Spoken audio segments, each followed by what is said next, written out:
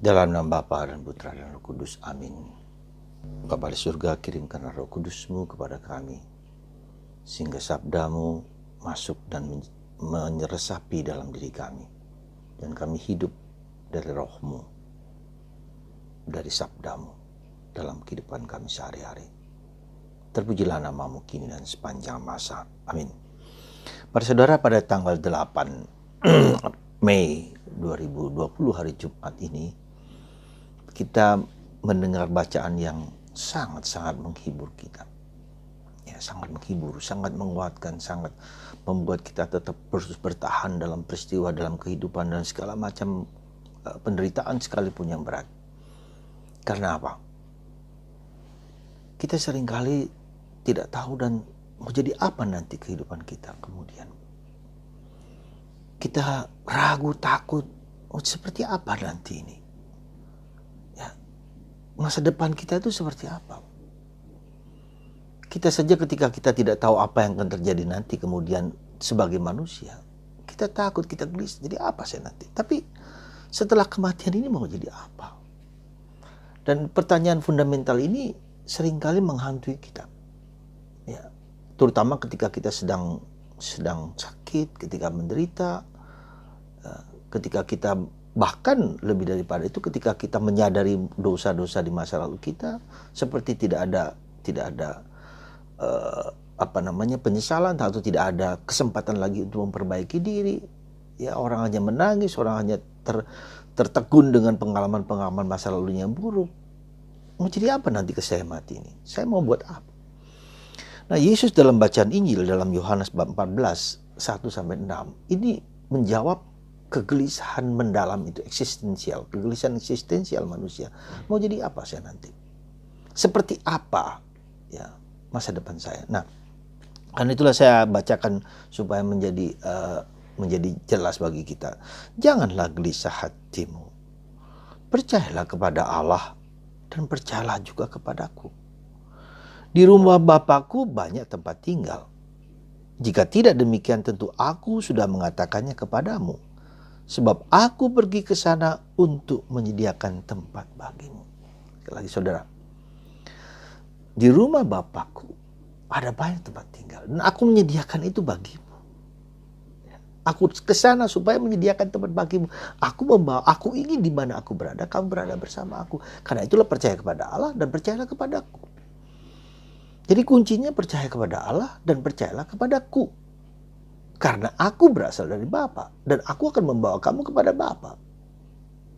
Di situ. Jadi aku ingin kamu itu berada bersama Bapa, bersama aku dan bersama Bapa. Luar biasa. Suatu janji yang bagi saya luar biasa. Ya, menjadi kekuatan di mana ketika kita menghadapi krisis-krisis kehidupan yang tidak mudah. Ya, yang bukan hanya sekedar krisis yang kecil-kecilan, tetapi yang menentukan mati dan hidup seseorang. Menjadi apa? Kepastian. Maka orang mau menjadi martir karena itu, karena tahu bahwa hidupnya bukanlah sekedar hidup biasa, tapi hidup yang kemudian. Jadi, saudaraku, Injil hari ini menjawab suatu kecemasan eksistensial, ketakutan eksistensial dalam hidup manusia. Mau jadi apa aku nanti? Sampai seperti apa? Jadi kalau kita perhatikan, aku akan datang kembali dan membawa kamu ke tempatku supaya di tempat aku berada kamu pun berada, di tempat aku berada kamu pun berada bersama aku. Lalu Thomas yang kita tahu yang peragu, Thomas, Tuhan, kami tidak tahu kemana engkau pergi. Jadi bagaimana kami tahu jalan ke sana? Kata Yesus kepadanya, akulah jalan, kebenaran dan hidup. Tidak seorang pun dapat datang kepadaku kalau tidak melalui aku. Saudara, kita bersyukur dengan Thomas. Karena dia bertanya, meragukan. Karena ini juga menjadi keraguan. Lalu bagaimana sampai ke sana? Ya, bagaimana saya sampai dapat tahu kepada Yesus mengatakan, aku.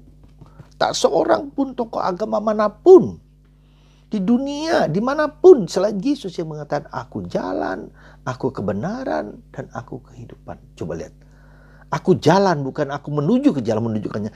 Jalan ke sana, jalan kepada Bapa itu lewat aku. Kebenaran, Kebenaran itu apa penting? Karena kita selalu ingin mencari kebenaran. Kenapa? Ada banyak kebohongan, ada banyak penipuan, ada banyak keraguan-raguan, ada ketidakpastian. Ada banyak orang menawarkan kebohongan, penipuan tentang kehidupan, mengatakan A, mengatakan B, dan seterusnya. Dan ternyata itu membawa orang kepada kepalsuan. Dan itu banyak sekali. Dan kita mana tahu. Tidak jarang kita nggak tahu. Yang nampaknya baik, ya, tapi tidak. Ya, itu dalam kehidupan. Dan kita selalu mencari mencari jawaban atas ketidaktahuan, ketidakpastian hidup kita. Ya, kita ragu. Apakah orang ini ngomong benar? Berdasarkan apa dia ngomong benar? Kenapa saya harus ikut dia? Yesus menjawab keraguan-raguan, ketidakpastian dalam hidup kita. Dan orang menawarkan keselamatan itu. Ya. Di zaman sekarang ini, orang merasa apa? Dengan materialisme, hedonisme. Orang merasa bahwa dengan materi dia dapat bahagia. Dengan kenikmatan dia tidak. Dan ternyata tidak. Coba lihat. Zaman sekarang dihantam dengan COVID-19 saja. Coba.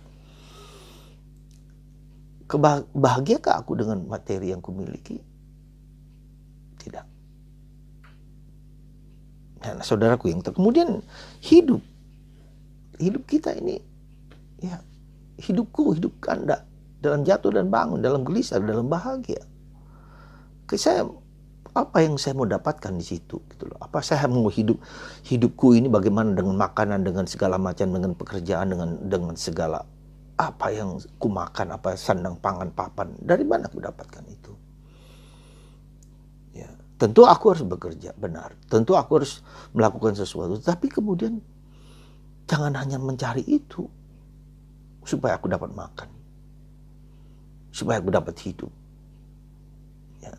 Dan juga jadi segala hidupku, segala kebutuhan dasarku, entah kebutuhan-kebutuhan emosionalku dari Tuhan. Ya, jadi ini sekali lagi kata-kata Yesus ini yang merupakan jawaban terhadap keraguan Thomas. Akulah jalan, ya, jalan menuju kepada Bapa.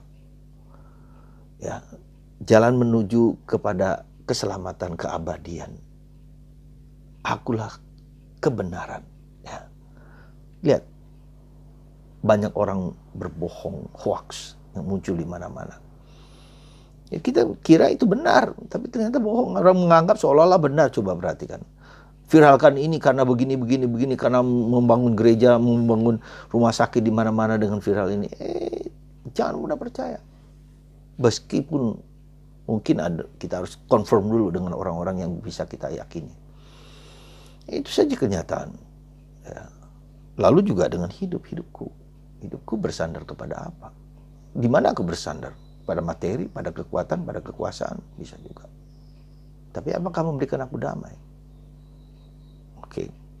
Jadi pada saudaraku, yang bagian kalimat terakhir ini yang perlu kita renungkan. Tidak seorang pun dapat datang kepada Bapa kalau tidak melalui aku. Tak seorang pun dapat datang kepada Bapa kalau tidak melalui aku. Maksudnya apa? Mungkin kita bisa bertanya dalam batas tertentu. Bagaimana dengan orang-orang non-Kristen yang tidak percaya pada Yesus? Apakah mereka sampai kepada Allah? Bagaimana? Ya, mungkin orang Islam, orang Hindu, orang Buddha, orang ateis, orang apa. Apakah sampai kepada Allah? Sampai kepada Allah. Mereka bisa sampai kepada Allah. Bisa. Tetapi pertanyaannya, Allah apa? Nah, Yesus mengatakan, tidak seorang pun dapat datang kepada Bapa, sekali lagi kepada Bapa, kalau tidak melalui aku.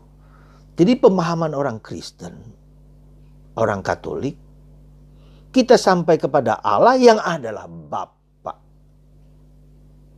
Jelas itu. Tentu mereka dapat datang kepada Allah, oke, terserah lewat jalan yang mereka jalankan kepada Allah, tapi tidak pernah kepada Allah sebagai Bapa. Nanggap, ya, jadi kita itu kenapa kepada Allah sebagai Bapa? Bapa yang dengan kita itu memiliki relasi personal, personal dan mendalam, pribadi. Aku adalah anak. Aku bukan hanya yang diciptakan, Aku bukan hanya orang yang nggak ngerti Allah itu seperti apa, tapi Allahku adalah Allah yang diwartakan oleh Yesus, yang Yesus adalah berasal dari Bapa. Yesus yang tahu siapakah Allah itu, yaitu Bapakku berikan kepada aku. Maka Tritunggal Maha Kudus. Ya. Jadi jangan lupa mereka pun sampai kepada Allah, tapi tidak sebagai Allah, sebagai Bapa. Maka tugas kita lah, Anda Katolik, Kristen dan semua, mewartakan bahwa untuk sampai kepada Allah sebagai Bapa, kamu harus lewat Kristus, harus beriman pada Yesus. Karena kita semua dipanggil sebagai anak, buah kesayangan Allah, ya, kecintaan Allah, ya. Jadi Allah, dan itulah yang dimaksud oleh Yesus kepada kita. Jadi kita sampai kepada Allah sebagai Bapa yang penuh kasih, penuh sayang, yang takkan pernah meninggalkan, menelantarkan kita. Ya, yang hatinya kepada manusia mencari yang hilang. Ya, jadi tugas kita lah mewartakan kepada orang lain, hanya lewat Kristus kita sampai kepada Bapa. Kalau kita tetap hormati, apa saja tetap menghormati. Mereka mau cari jalan mereka, ya sudah, monggo gitu loh. Jadi kalau kita perhatikan pemahaman dari Paus kita sekarang, Fransiskus ini, ya bahkan orang ateis sekalipun mereka tidak percaya kepada Tuhan, jalan mungkin ketemu Tuhan yang tanda petik, yang abstrak, yang mereka percaya, ya udah jalan di situ. Kalau mereka tidak mau mendengarkan apa yang kita hayati, ya, dan inilah maka supaya orang percaya kepada imanku kepada imanku akan Yesus dan kepada Bapa, maka itulah tugas kita yang paling utama, bukan hanya mewartakan dengan mulut, tetapi hidup trinitaris dalam diri kita. Mengerti? Jadi supaya pewartaan hidup kita itu menjadi pewartaan yang menarik, memikat banyak orang, saya atau kita hidup secara trinitaris. Ya, Bapa, Putra dan Roh Kudus. Ya, Bapa, Putra dan Roh Kudus. Kesatuan ini, ya, harus kita usahakan. Maka saya mengatakan, mungkin sekali lagi berulang-ulang saya mengatakan, cobalah doa Rosario Bapa Kami untuk membuat kita lebih sadar akan Bapa, ya, dengan Putra dan Roh Kudus. Dan kemudian pada masa ini kita mohon Roh Kudus sudah ada, dan semua Tritunggal itu ada dalam diri kita, hanya supaya kita dibangkitkan gitu loh, maksud saya. Supaya kita menjadi lebih sadar gitu loh, ya. Mengalami Allah sebagai Bapa yang penuh cinta kasih, yang merencanakan segala sesuatu, Putra yang melaksanakan segala sesuatu, dan Roh Kudus yang membimbing kita untuk sampai kepada Bapa. Tritunggal Maha Kudus. Jadi saudaraku, percayalah kepada iman, kepada keyakinan kita. Dan tugas Anda, tugas saya untuk hidup secara trinitaris, ya. Trinitaris. Dan mulailah, saya anjurkan tadi dengan doa Rosario Bapa Kami, sekedar Anda mulai. Anda merasa beberapa orang mencoba melakukan itu, seperti apa yang saya sarankan. Ternyata mereka memiliki kedamaian, ketentraman, kekuatan. Tidak berarti tidak sebelumnya, tapi lebih dalam.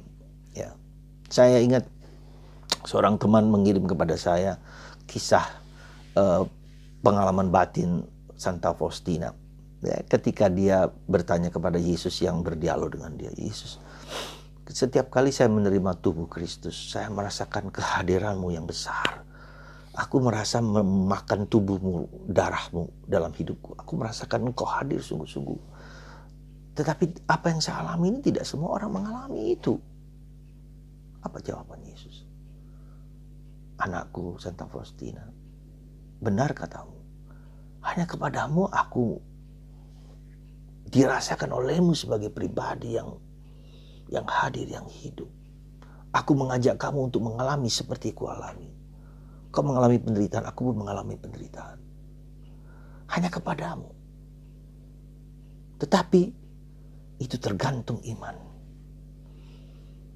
Ketika aku dirasakan, dialami, iman seseorang itu seperti apa? Nah, itulah saudaraku yang terkasih.